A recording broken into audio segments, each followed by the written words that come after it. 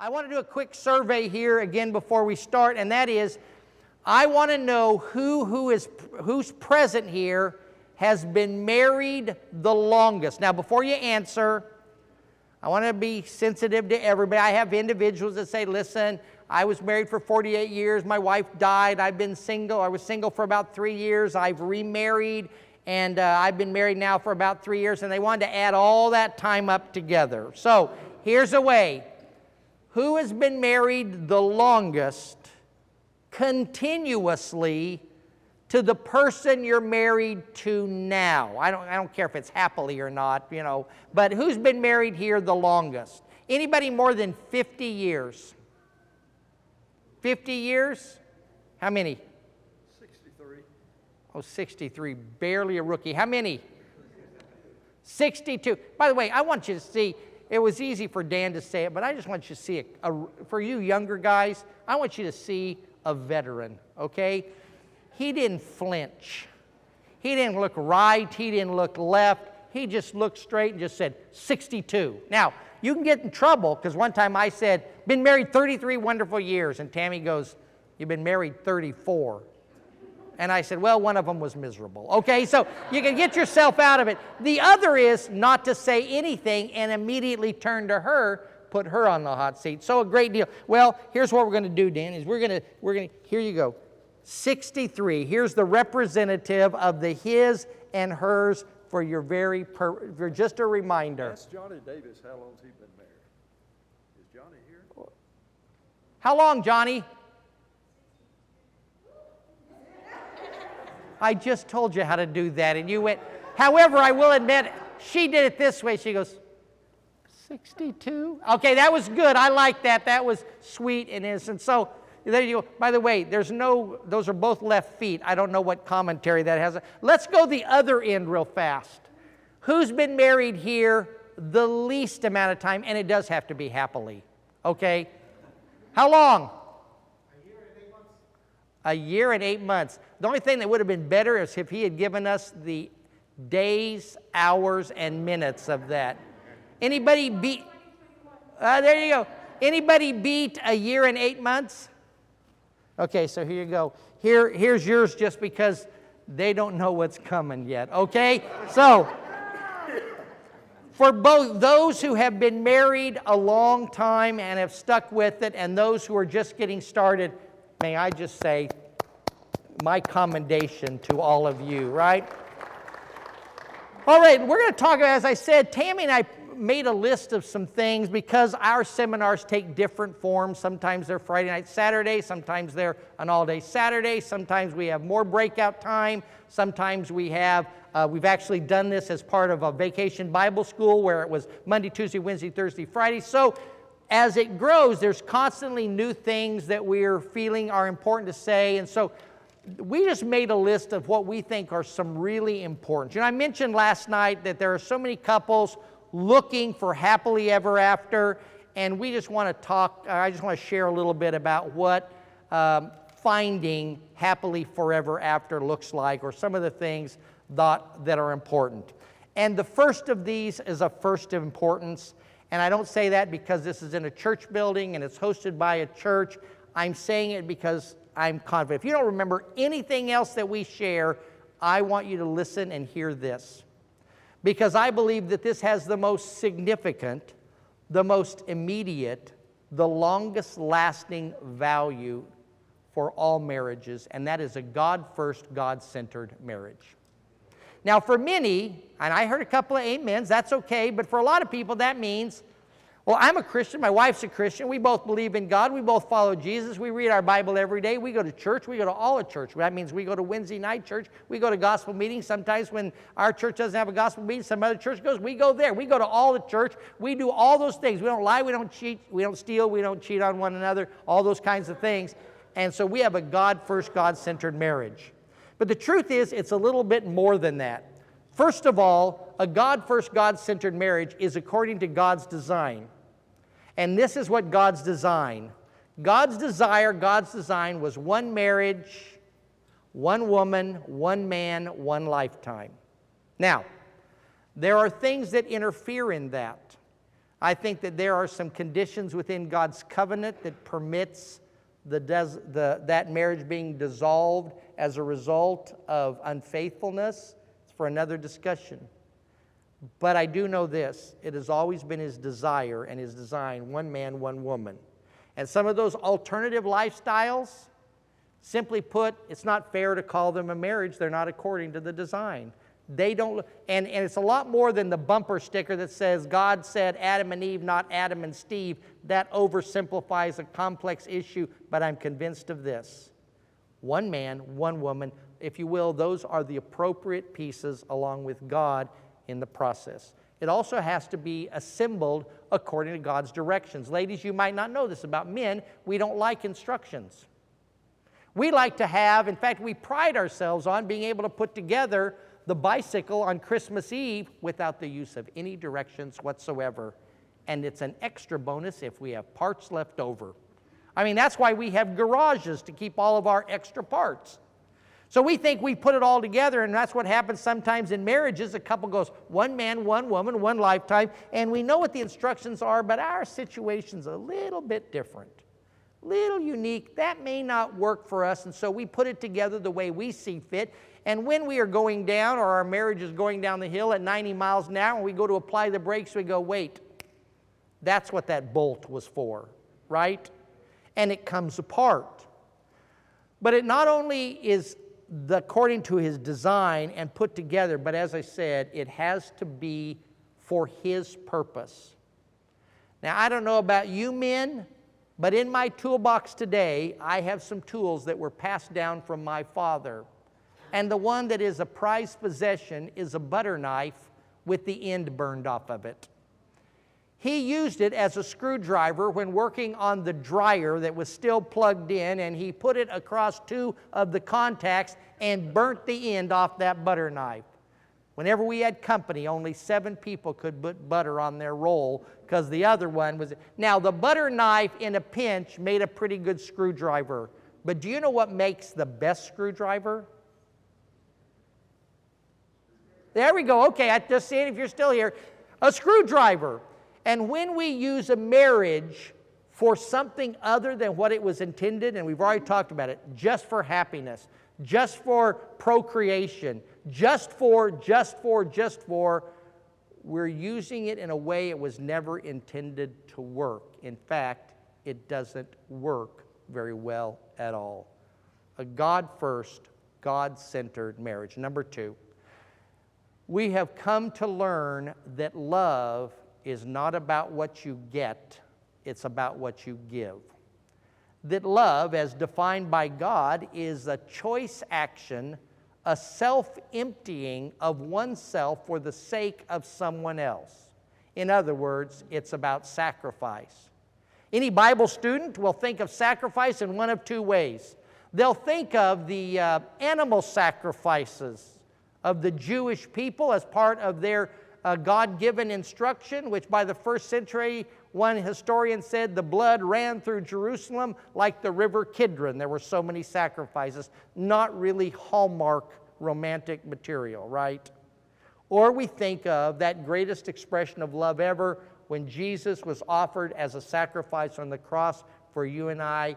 Again, probably doesn't pang at the heartstrings the way, or pluck at the heartstrings the way that you and I would think romantic love does, but it is about sacrifice. It's about seeking other. It's about seeking their well-being. It's about serving them. It's about you are greater than I am. It doesn't mean that I'm a lesser when I say she's a greater. I mean she's of greater importance. It's that outdoing one another in good. The only time this doesn't work is Sunday after church, when it's time to go eat lunch. And as a loving husband, you say, where would you like to go? And she says, no, I don't care. Oh, no, you pick. She goes, oh, no, you pick. And I said, no, you pick. She says, no, you above me, you pick. And finally I said, I don't care about you. I don't care about your children. I'm going to eat, right? That's the only time it doesn't work, but the rest of the time, it's trying to outdo. We all understand this, we just forget it. Because we forget that there's more to gain out of giving than there is out of getting. That there's something reciprocal, that when we spend our entirety of life seeking to serve the other, it actually comes back. This is some kind of prosperity gospel, but I'm telling you, I remember when Tammy and I were in the school of preaching as students. We had a family of 7, we had $800 a month, and you know the dump we lived in, right? Because that's where Emily used to live, right?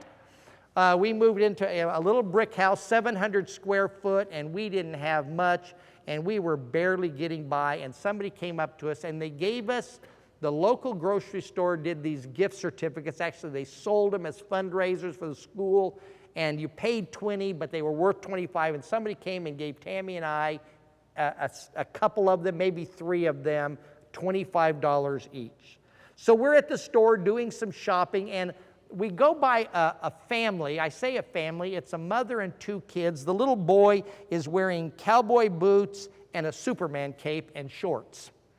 The girl was wearing like those rain boots. I call them galoshes, but they're those rain boots, and this was before everybody spent $300 on rain boots for the summer. And she's got this little pink tutu on, and they're going through the frozen foods, and they have tried to corner their mom at the ice cream. They want ice cream. And you looked, and she had like a frozen pizza in her basket and a gallon of milk. You could tell that this was a shopping trip of necessity, not fun. And she goes, "We can't get ice cream today." It was obvious that that was outside of what her budgetary constraint was. So the little boy and the little girl disappointed, but they kind of advance ahead of their mom and come around the aisle, and Tammy says, "Would it be all right if I gave them one of those gift certificates?" And I responded, "Only if I get to give them one too." Now, I'm not here to talk about Tammy and I and how generous we were. I want you to know what happened. So we give them the gift certificates and said, "These are for your mom, but you tell her that you get to get ice cream, okay?" And they go, "Really?" So they go around, and we kind of peered around, and they hand them to her. We couldn't hear what was being said. You could obviously tell that she was touched by it, and they got to pick out ice cream. Can I tell you right now, I can't buy $50 worth of that kind of joy. Not to mention what all they were blessed with by that. You may not can tell this, but it won't hurt me to miss a meal now and then. I'm loading up for winter as it is. But for that moment, I began to understand something contrary to what the world says. The world says it's about you. It's about what you get. It's about what you deserve. It's about what you don't deserve. All those kinds of things. And sometimes it messes with our head, and we forget the simple principle from Ephesians chapter 5. Submit to one another. That's what true love really is. It requires us to be like Jesus, who gave his all for us. Number 3, communication is essential. We truly could have spent this entire weekend spoken about nothing but communication and not done the subject justice, because communication is so important in a marriage. In fact, if you think about it, communication has been part of your relationship with your spouse since before they were your spouse. Now, it might have been the nonverbal communication of a glance across a crowded gymnasium floor, but eventually someone had to cross that floor and say, "Hi, my name is. Would you like to go out for pizza? Would you like to go to the movie?" Then there was that conversation of where you get to know one another. Finally, there's that all-important communication, "Will you marry me?" And the even more important conversation, "I will," right? Then you continue to get to know one another as you anticipate the wedding. Tammy and I, very short engagement. I had to call her about 2 months into our engagement. I said, "I got an embarrassing question to ask my fiance." And she goes, "What in the world?" I said, "What's your middle name?" I did not know it. It was a lot of conversation. And then we get married, and for whatever reason, the communication starts to fall apart. I think it's simply because we're not intentional about it anymore. And there are certain things, for example, like the statement, "I love you," that falls off the radar because, well, they already know I love them, right? So we don't say it. And so communication struggles, and here's the problem about bad communication. Number one, it causes problems, and number two, it makes other problems harder to resolve if there's bad communication or no communication. And so I want to share just a couple of things to help you improve your communication, because this is how important it is. Especially verbal communication, it is so important that we have taken some words in our English language and boiled them down to a letter because of how powerful words can be. When I was a boy, my mom would say, because I often would be picked on because of my size, sticks and stones will break your bones, but words can never harm you. Now, my mother is not inclined to being a liar, but that's a lie. Because sometimes I'd have rather been punched in the nose than called the names that I was called, to be berated verbally like that. Words are powerful. Jesus' half-brother James, in his epistle, he describes it this way. He said, it appears to be small.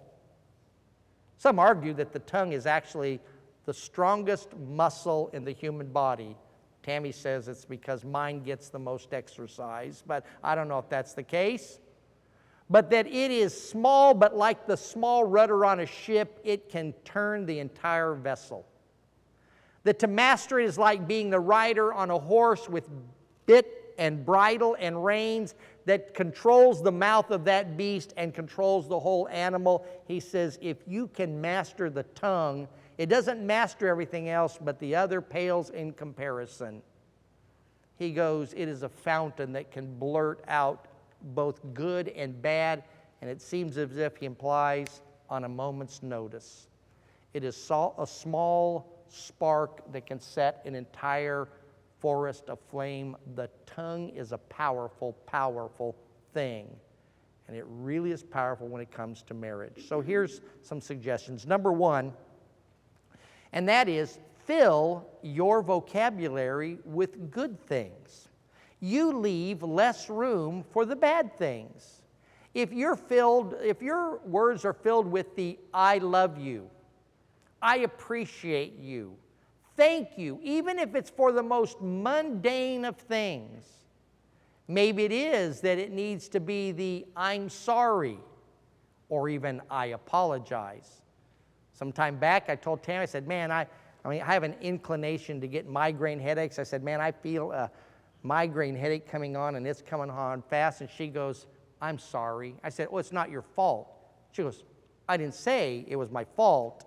I'm not apologizing. Sometimes we need to go beyond I'm sorry to I apologize, right? And we need to have that response that's good that says, well, I forgive you. I understand. Maybe it is that I've never had to do it in real life, but I will for the sake of illustration here, say something like, well, I was wrong. Okay, and if your spouse comes to the point of saying that, the proper response is not, I know, right? My wife, somebody's told me something about Tammy being smarter than me. I said, let me just tell you right now, of all the men in the world she could pick, she picked me. And of all the women in the world, I picked her. Who do you think's smarter? They go, yeah, you got me there. But she makes bad decisions, right? Her tongue got her in trouble. She said, I do, and now look what she's stuck with. So it's a powerful thing. But the more good, the things that you can put back in your vocabulary, it simply put leaves less room for the bad. Secondly, and that is to set aside what we call a safe zone, a time and place where you can communicate about a problem without it escalating, where two reasonable people can talk openly, frankly, but yet fairly. They can respond without reacting. That's not when, as one comedian puts it, the wife grabs the husband by the ear, drags him to the middle of the bedroom, pointing to a pair of underwear on the floor, and says, are those yours? To which he responds, well, I certainly hope so. Right?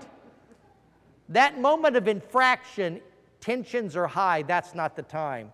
When he thinks she should have done something she didn't, she thinks he should have done something he didn't, that's not the time to deal with it. You need to take a step back You need to be careful and then say, we need to talk about this, but not right now. Tammy and I don't have communication issues in our family, except keeping the neighbors from hearing about it. And the reason why is we're both talkers. Now, I could say this. If in your relationship, one of you is the talker and the other more is the listener, speak up and speak your mind every once in a while. And if you are the talker in your relationship, hush, please. And if you're both talkers, pray. Just pray. That's all I can say. But the idea is this, that there are times that are appropriate for a discussion, and when you're in the end of the day, when you're all tired, not necessarily the best time to carry on a serious conversation. First thing in the morning, night's rest, birds are singing, sun is shining, and you go, you know what, there's some things we need to talk about. When the family's gathered at the table in front of friends, with few exceptions in front of the kids, though we think it's okay for those discussions to take place in front of kids a little bit so they understand what mommy and daddies do to work through their issues, but sometimes they're used as pawns and a conversation is more serious than they need to be dealing with. But find a time and place and say, hey, do you remember what? For Tammy and I, it's in a car. Let me tell you how a car ride of any great length, this last couple of days, we flew into Fort Lauderdale, went down to Miami, came back up here. It was a pretty pleasurable drive. But sometimes we're driving from Oklahoma City to Abilene, Texas, the non-scenic route of America, okay? There is nothing to see there. And so I guess out of boredom, we begin to talk.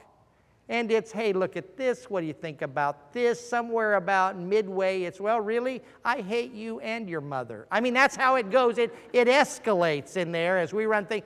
And by the end, things get more peaceable, mainly because we have to go into the marriage seminar and tell everybody how not to verbally abuse one another. But what we found is that in that space, we've got to talk it out. In fact, sometimes we yell it out until we get it worked out. Problem is, Tammy's, I said it, I lay it out on the table, I'm done. I set it out on the table and I'm done. And then when I find out she's done, I go, well, if you're done, then I've got some other things I'd like to say. And I do it like a preacher does it. There are 3 reasons why you're wrong. Point number 1, I always throw a poem in at the end, but it's always the same kind of sermon in that. But we have to sit and have a conversation. And I will tell you that there's some times that we go, enough. We need to talk about this later. I've got just enough time to tell you about the title of our book, Soulmates. When Tammy and I pulled together our seminar material and put it into a book form, I said, we got to come up with a title for the book. Tammy suggested Her Boot in His Behind, a motivational kind of, no, she didn't really. So I said Soulmates, S-O-L-E, kind of playing off the sole of a shoe. And she goes, I think that's dumb. She goes, nobody's ever going to get it. Nobody's going to ever, I understand it's a play on the word, sole of a shoe. And so we kind of tabled it. We came back. I said, hey, we're getting close. We're going to need a title for that. So I said, I'd like to just kick out that idea of soulmates again. And she goes, I told you. Nobody's going to ever make that connection. It doesn't make any sense. I'll just tell you, rarely do I wow her, okay? But on this occasion, I made one statement, and it wowed her. I said, I'm not just talking about S-O-L-E like the sole of a shoe. Oops, I knew I was going to do that earlier. I mean the soul, S-O-L-E, singular mate. And she went,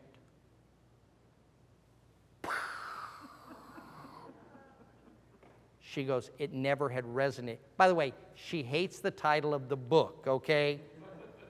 But it's Soulmates because she's my one and only, and I sent it to the publisher without getting her approval. So anyway, that's how it, but we had conversations that went like this, but there were some times that we went, this is getting heated.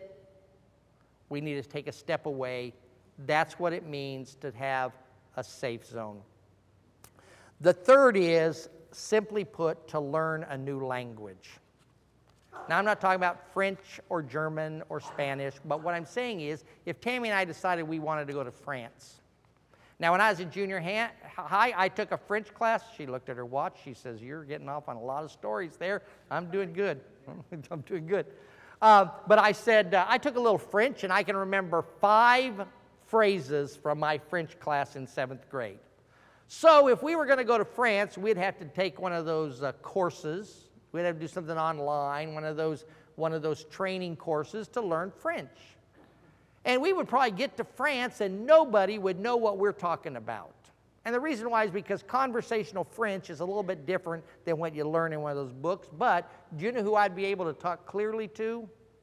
Her. We learned the same vocabulary. We learned the same thing about syntax and grammar. We learned French together, and so our version of French we could talk. But the problem is that we talk, well, first of all, she talks Okie, and I talk English. Those two are not the same. She talks woman, the most difficult language that has ever been constructed. Yes means no, and no at times means yes. It's confusing.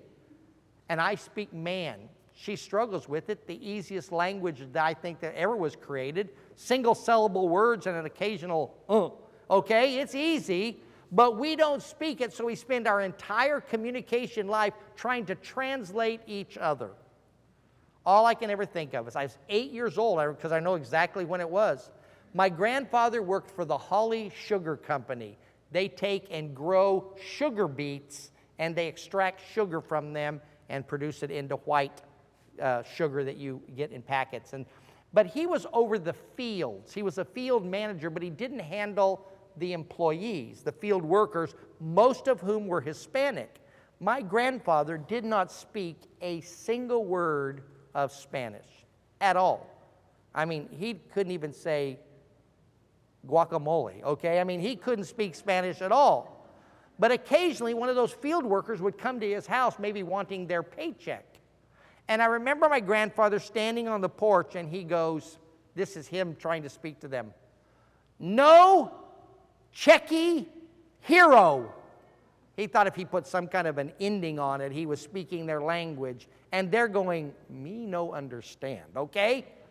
And that's what happens. Tammy and I are standing on the porch of life, her speaking woman, I'm speaking man, going, "Me no understando."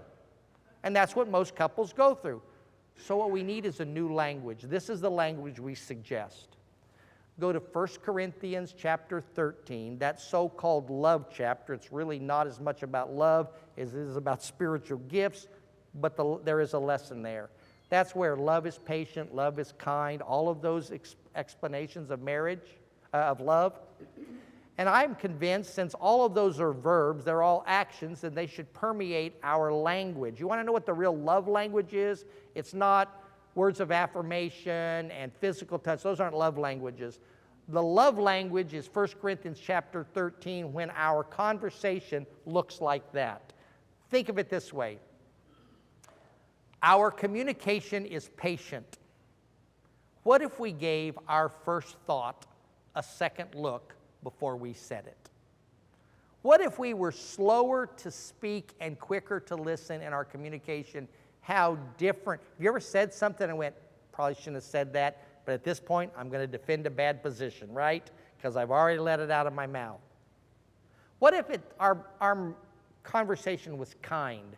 What if we eradicated all of those? I remember early in our marriage one time, Tammy said, and she loves my father, loved my father, she said, "You're acting like your dad." She didn't mean it at that time complimentary.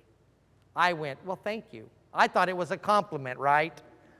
But sometimes we have those things that are, "Well, really?" and your mother dresses you funny. What if you took and all conversation was only kind expressions? What if we had conversation that didn't keep an account of wrongs that were suffered? It didn't have those, "Well, you remember when," or "You did this before," all those kinds. What if it was a conversation that did not seek its own? What if it was a conversation that was not easily provoked, not easily provoking, was not easily poked, didn't always feel attacked, automatically took things at face value? If you were to take those characteristics and make a list of them, and then said, what does this communication look like? Your communication will change dramatically.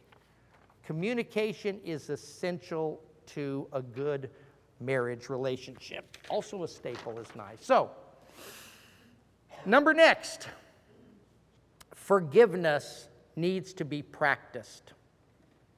There is no doubt that there is an understanding of the importance of, there is an importance regarding forgiveness in the life of those who understand the presence of sin in our world and the great work that Jesus did in forgiving us. And trust me, whatever he forgave was larger than we would ever have to forgive in any marriage relationship. And yet he exemplified it and he practiced it. In other words, we forgive each other not because she's deserving of it and not because I'm better than her. We do it because we are forgiven by God. And if he'll forgive us that debt, we can forgive. And I'm not just talking about the little things. If Tammy and I had the time to tell you our full story, you probably would be aghast. But let me just put it this way. There was a time in our marriage that we had to forgive each other big things. And if it were not for forgiveness, we would not be here today, and we would definitely not be here anywhere as a couple. It requires us to be that seeks the well-being of the other over oneself. Oh, it takes the rebuilding of trust at times.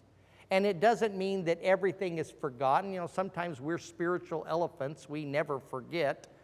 But it is a matter of recognizing that I'm going to move forward without carrying all of the mistakes that you've made on my back. It's about being forgiving. Takes time. It doesn't always happen overnight. It is, it's simply put, it's recognizing and realizing that it's one of the most important steps, because every marriage is going to have a time in which forgiveness is essential. And we think that forgiveness applies to those little things. Well, I forgive you this, I forgive you this. Sorry, I burped, I didn't mean to. Right? It's about the big things. That's where forgiveness makes the biggest difference. In fact, in that, here's one of the things that we've learned is transparency in a marriage relationship helps to fodder good forgiveness in the future. Any of you have a fire extinguisher in your home right now? When are you planning your fire? You're not, right? But you know that there's a potential, whether it's because of a vehicle that's parked in a garage, a stove, a fireplace, or something else, a candle, that there may be the chance, and you want to be able to react quickly. Well, transparency is a little bit of a fire extinguisher. That's where you are open and honest and upfront with each other all the time, not just in bad times. It's where you share about your day, it shares about your feelings, it shares about your fears, you share about your hopes and dreams, you share about your disappointments, and you're constantly in conversation. One, it's hard to be fully transparent and to have a lot of secret stuff to be forgiven of, but when she knows who I am all the time because of my willingness to talk to her, and I make a big mistake and I come to her, she says, well, I know who you are, and I know why you're coming here with this, and I can forgive you better, and here's why, because let's take for something that maybe wasn't a directly attack on her, though I think there's some implications, but I come to her and I said, I need to tell you something. I've stumbled into watching pornography and I can't shake it. I need your help and I need your forgiveness because I have wronged you in that. And I've wronged God. That's sexual immorality. And she says, well, you louse. What happens to transparency? I keep it to my secret. Even if I know it's wrong, and even if I don't want to do it, I don't have that help. But when I can be transparent about everything, when I'm going, I got a problem, I've got a fear, And that's not easy for me as a man to do, to say, I've got something that's going on here. But if that's the constant practice about that, it may be in regard to my electronic communications, right? Tammy and I had a policy. We had some really two couples in Denver, Colorado that are our bestest friends, and we did almost every Friday or Saturday night with them. And so we would text about, hey, are you available? If Tammy was going to text the men in that group, she always included me. She didn't just text one of the guys. And if I was going to text one of the ladies and say, hey, do you guys want to do dinner? I always included Tammy. It's not because there was anything inappropriate going on, but the thing was, we're going to ensure that it doesn't go on, right? There's a reason why some private messages are called private messages. And it's not that a private message is wrong in and of itself, but it might lead to other messages that probably shouldn't carry on. So simply put, we're going to be transparent. Here's the passwords to my devices. Pick up my phone, look at my laptop anytime you want. He's going to talk about, hey, I need to tell you what happened. A few years ago, I asked Tammy, I said, here's the scenario. This was, at the time I was in secular work, full-time secular work. I said, imagine if I came home from work and I said, I had an experience today. I said, my secretary walked into my office and dropped her coat and didn't have a stitch of clothes on and said, I want you. And she goes, well, I would accuse you of being a liar because I can't imagine that happening. And I said, should I tell you that? I said, I don't find her attractive. I don't find her appealing. I told her clearly, don't ever let this happen again. All those kind of things, should I tell you? Because my thought is, when I tell her, you know what her response is going to be? In fact, it was, you're getting a new job. I said, well, I'm not going to get a new job. I can't get a new job. I think probably there's a place to look for a new job. But the point was, I need to know that I can come to her and say, here's a mistake I've made. Here's something someone else has done that could impact us. Here's something you've done that's impacting us. Tammy has beautiful hair.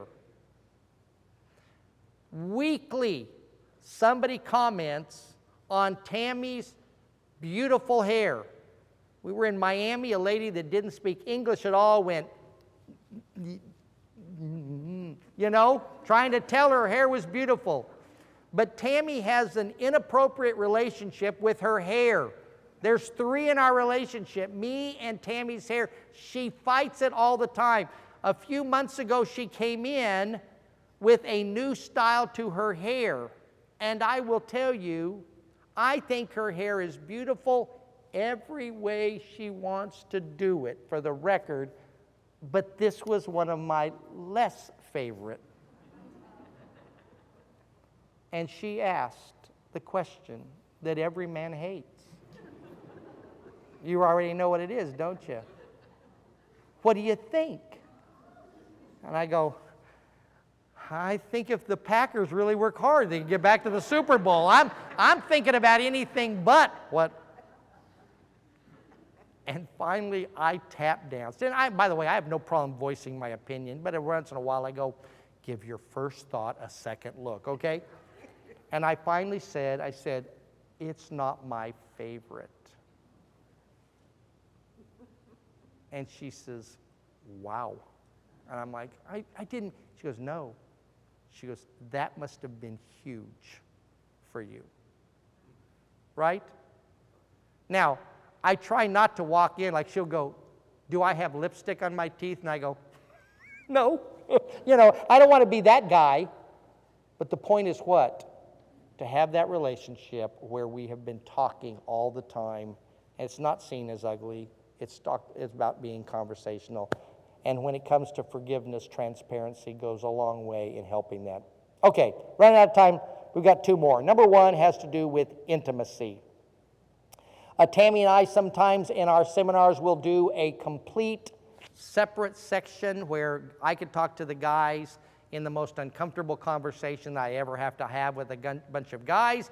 And Tammy goes and has time with the ladies, which is always marked, and at least in the times that we've been within earshot, with lots of laughter. I have a group of men who are shell-shocked on the discussion of sexual intimacy, and Tammy apparently is telling stories she shouldn't be telling.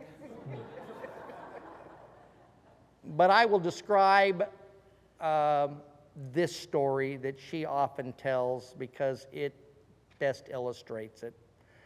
Tammy will tell you, and I don't say this pridefully, I'm just saying this is what she says, that Wayne is the more romantic one in the family.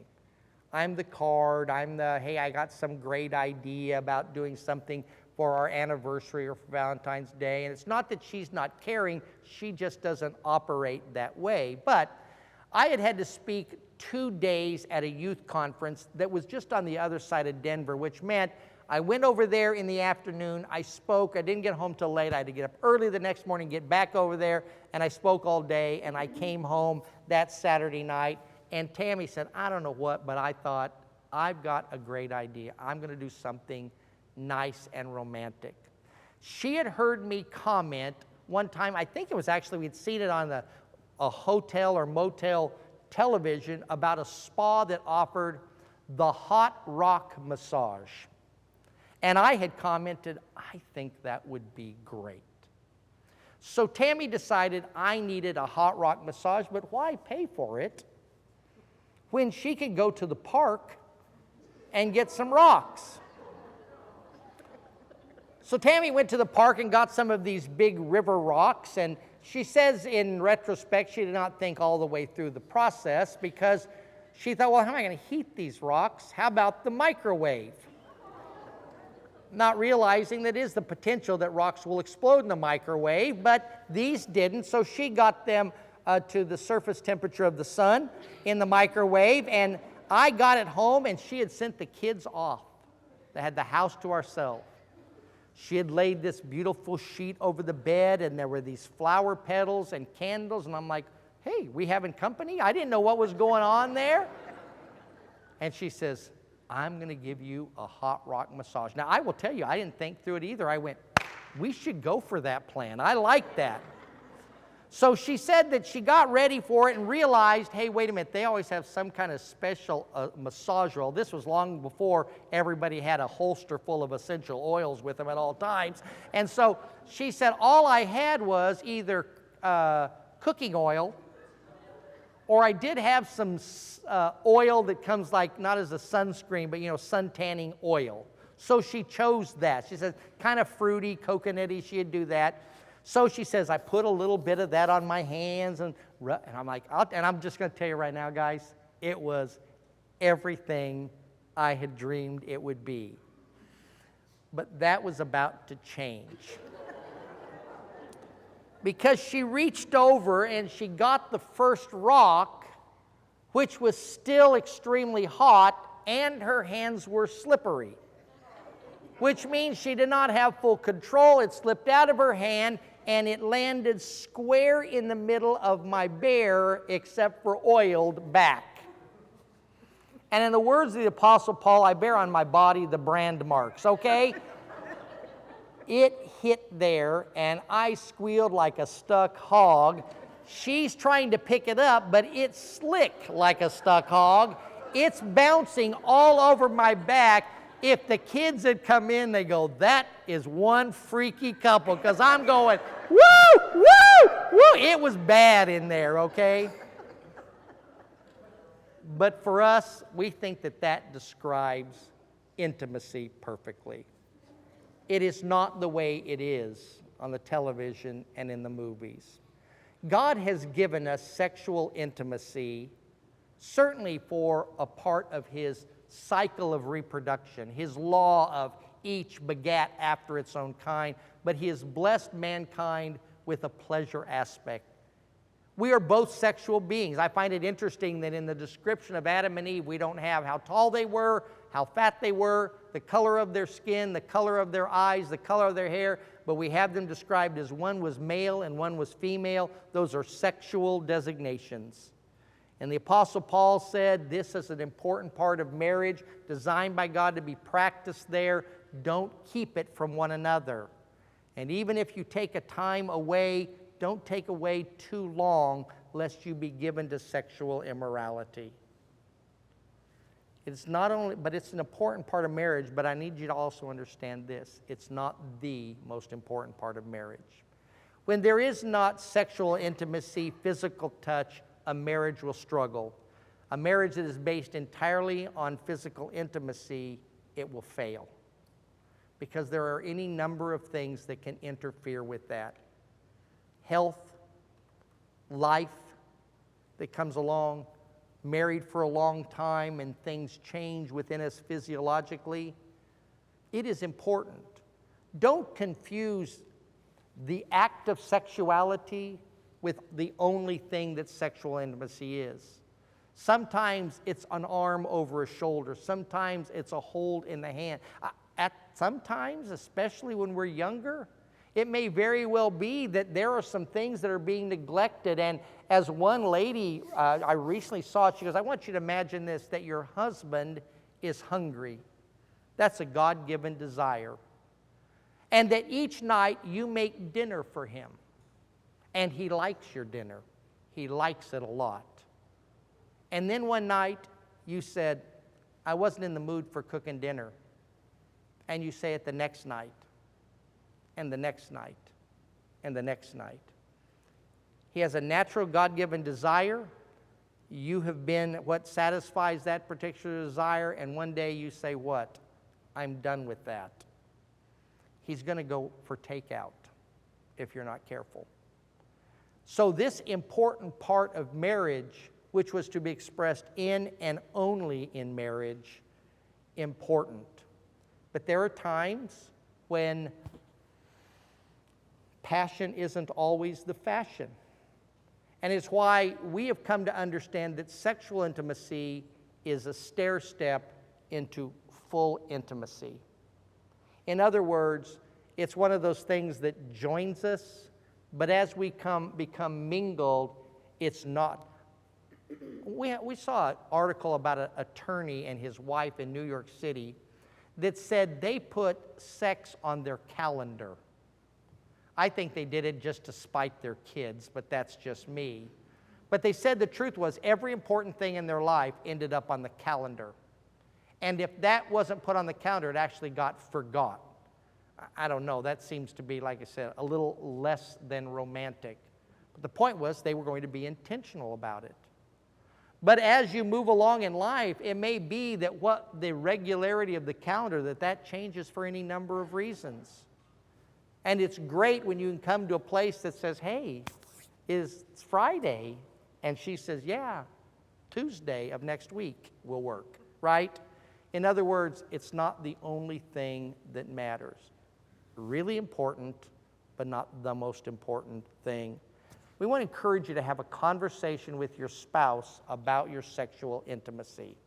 And the reason why is, I don't think it is right for Tammy and I, for that matter, a preacher or an elder, or in my opinion, even a clinician, a counselor, to give you the instructions for sexual intimacy. I'm convinced, we're convinced, that is something to be discovered by two people on their own, because your relationship is a whole lot different than other people's. It's supposed to be a process of discovery, and to give you too many details not only demeans it, but I think it may actually be prohibitive. So as you have that conversation about the things that you're comfortable with and the things that you're uncomfortable with and the things that you desire and the things that you'd prefer not, the things that you need and the things that you have to, all those kind of things, it will help in your marriage relationship. It's just for guys, that's really hard. Because about the only time we ever talk about that is in the doctor's office or on the playground, right? Everything's given a medical terminology and we're okay with it, or we have some slang expression and it ends with a get it kind of joke. Have a conversation without your spouse. Intimacy is important. Finally, and of almost as much importance as the first thing that I shared, and that is this, that faithfulness matters. It really does. Nobody looks at political candidates and goes, I'm trying to decide between these two candidates, but this one's unfaithful. I really am inclined to go that direction. You know, the headlines of the newspaper does not say, local pastor faithful. There's no news in that. We always want to know that who's with who, but should be with who kind of things. That's what seems to be inappropriate, even in a world that is pretty inappropriate. Faithfulness matters. Unfaithfulness in any form always destroys, and don't just think in terms of sexual unfaithfulness.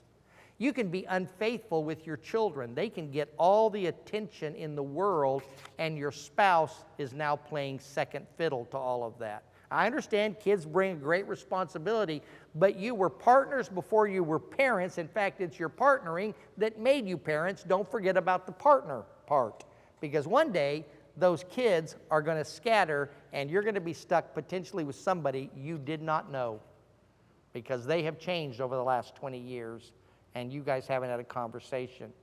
You can be unfaithful with this. I would do it, but she always is difficult. She's starting to get to know me. But if I ask my phone, what is my name? She says, your name is Wayne, but because we're friends, I get to call you Your Majesty.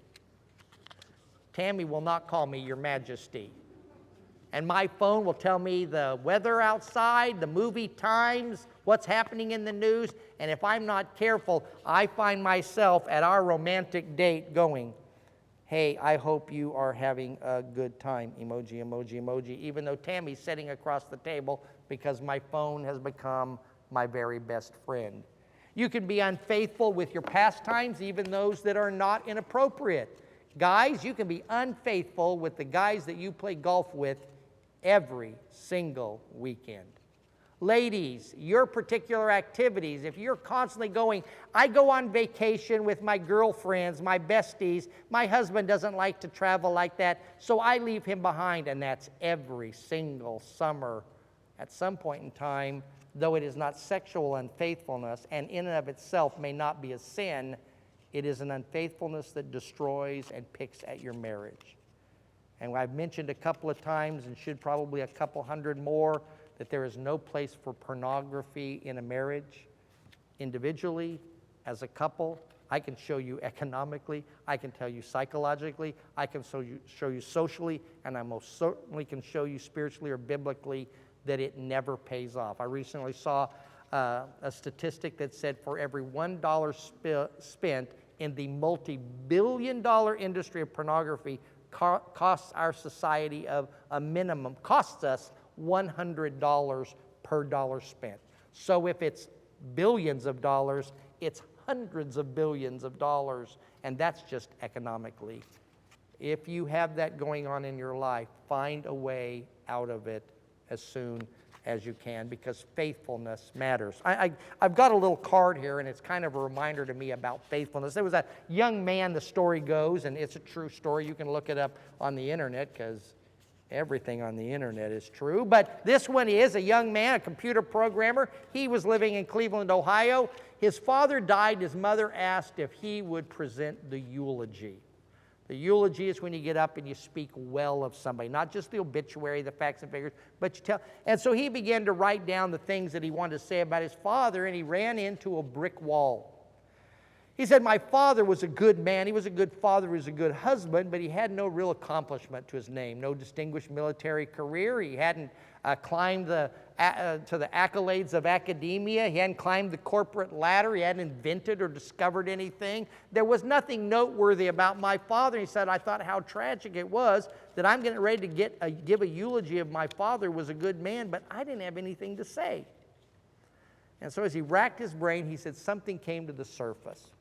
A trait that he did not see as common as it once was. In fact, it may be a trait that was failing and falling by the wayside. He said, my dad was a man of his word. If he told you that he would help you move on a Saturday at 9 o'clock, he'd be there at 8:45 with a box of donuts in his hand.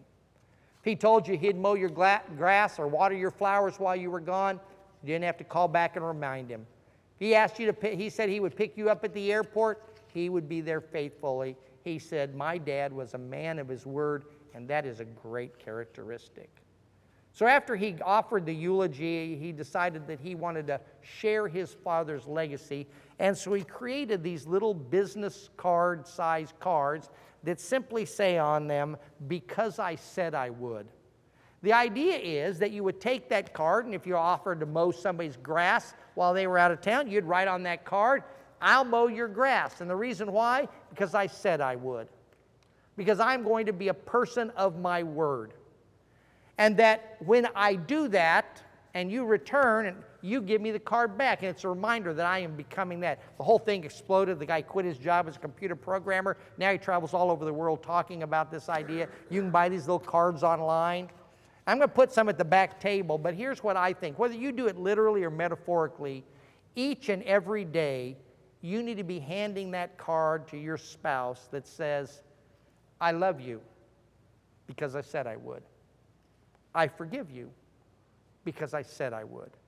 I'll be patient with you because I said I would. I'll be faithful to you because I said I would." It has nothing to do with who she is, what she does, what she deserves in any of that. It's me becoming faithful. I think it's really important to God because he uses the marriage illustration. We have marriage from the beginning of Scripture to the end and in between. And when God talks to Israel, his chosen people of that generation, he describes them as an unfaithful wife, an adulterous wife. And I think God is really bothered by our unfaithfulness, whatever form it takes in marriage, because it is a painful reminder of the fact that we're unfaithful to him in so many things. I told you last night that we believe that marriage has something more than just our happiness in this life. Here's what it is. A few years ago, I came into Tammy. I thought I was being really romantic. I had been involved in some Bible study, personal Bible study. I came up and I said, "You know what? I found something about heaven that I'm not going to like." She goes, "What in the world would you not like about heaven?" I said, "Well, Jesus said in heaven we're not married or given in marriage. I don't like the idea that it won't be Tammy and Wayne when we get to heaven." I thought that was kind of romantic. Here's how she responds. "I know it'll be so much better."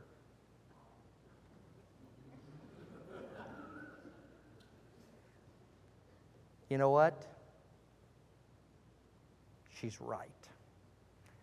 And here's why. Because she doesn't belong to me. She belongs to him. I have been given and been blessed to be a steward of something that belongs to him for 41 and a half years, and prayerfully, if I can work it out through negotiation, the rest of eternity as well. But you see, because I love her and I want what's best for her, the thing that I want most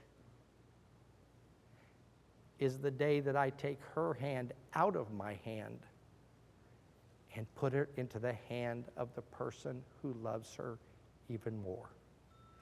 And prayerfully, boy, that was great. I love the little music there. You saved me. I thought I was going to get all blubbery here. Thank you. I owe somebody $1. Give them $1, okay? But that's what this is about. This is about the happily forever after. God has given me someone to walk alongside of me, so when I stumble, she can help pick me up. When she stumbles, I can help pick her up. When I start veering off to the side, she can help realign me, and I can help to realign her.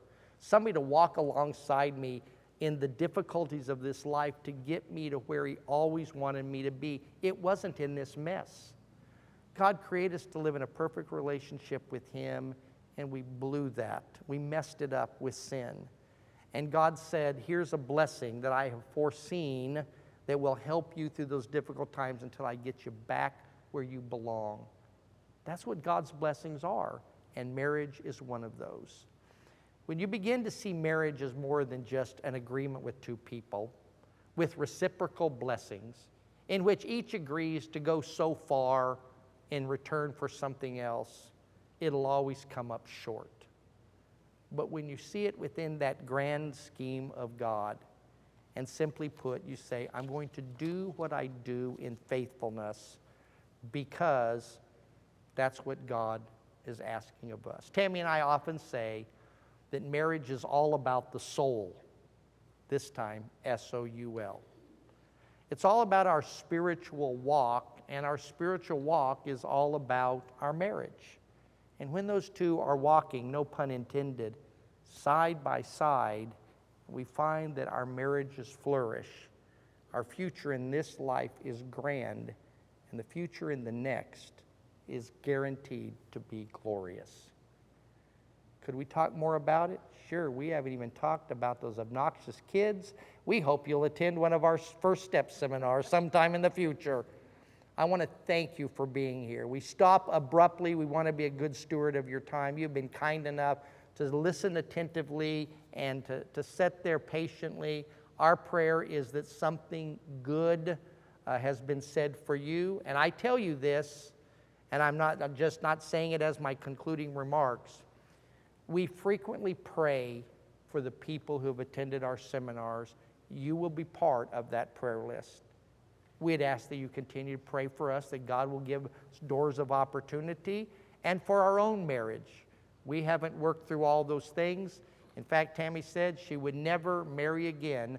She didn't want to try to train another one all over again. So, pray for us and for our work as we continue to remember you. I want to thank the church here for the invitation.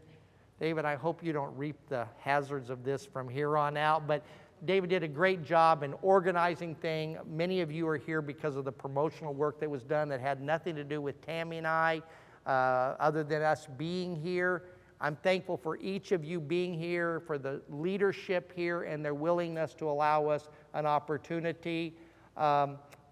There's folks behind the scenes who are watching kids and did other things. You know, sound guys are over here working away, and I guarantee if everything went smooth, nobody complained. If that live stream anywhere glitched, they're going to be the first ones to hear about it. So I appreciate all of those efforts that were done. I'd like to close this with a word of prayer, and then David, if you have any remarks, I'll let you say those then. But I'd like to pray for all of us, and then I'll turn it over to him. Thank you guys, seriously, for being here.